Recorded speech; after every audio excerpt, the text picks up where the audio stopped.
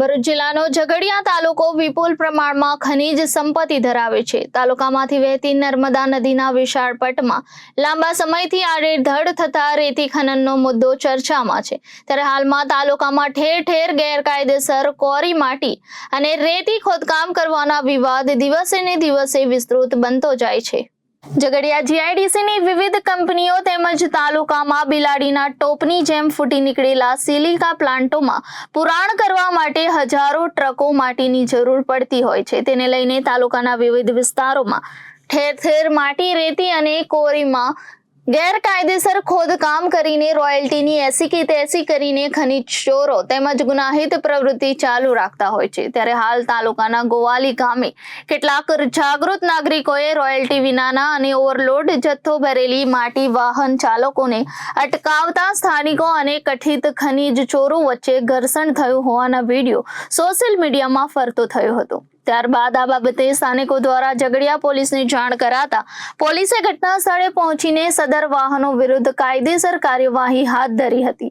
લોકોમાં ચર્ચાઓ વાતો મુજબ ગોવાલી ગામે રોજબરોજની ઓવરલોડ વાહનોની વધતી જતી સમસ્યાથી ટ્રસ્ટ કેટલાક જાગૃત ગ્રામજનોએ જનતા રેડ કરીને આવા વાહનો અટકાવીને જવાબદાર તંત્રનું ધ્યાન દોર્યું હતું. જોકે ઝઘડિયા પીઆઈનો ટેલિફોનિક સંપર્ક કરતા તેમણે આ બાબતે જનતા રેડ હોવાની વાતનો ઇનકાર કર્યો હતો. તેમજ ધંધાકીય અદાવતને લઈને આ ઘટના બની હોવાનું જણાવ્યું હતું. તેમજ આ વાહનો બાબતે પોલીસ દ્વારા ટ્રાફિક ભંગનો ગુનો દાખલ કરાયો હતો એમ જાણવા મળ્યું હતું.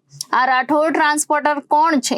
શું એ રાજકીય વગ ધરાવનાર વ્યક્તિ છે? વગર રોયલ્ટીની રાઠોડ ટ્રાન્સપોર્ટની 2 હાઈવા ટ્રક પોલીસ કબજા હેઠળ હોવા છતાં હજુ સુધી ખાણ ખનીજ વિભાગને પોલીસે જાણ કરી છે ખરી, એ એક ચર્ચાનો વિષય છે. જોકે આ વાહનો સંબંધે રોયલ્ટી ચોરી અને ઓવરલોડ વહનના ગુના કેમ દાખલ થયા નથી?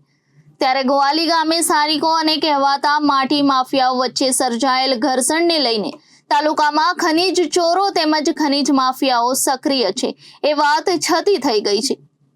ઉલ્લેખનીય છે કે થોડા સમય અગાઉ ખાણ ખનીજ વિભાગના અધિકારી નરેશ જાની એસીબીના છટકામાં સપડાતા જિલ્લાના લાંચિયા કર્મચારીઓમાં ફફડાટ ફેલાયો છે.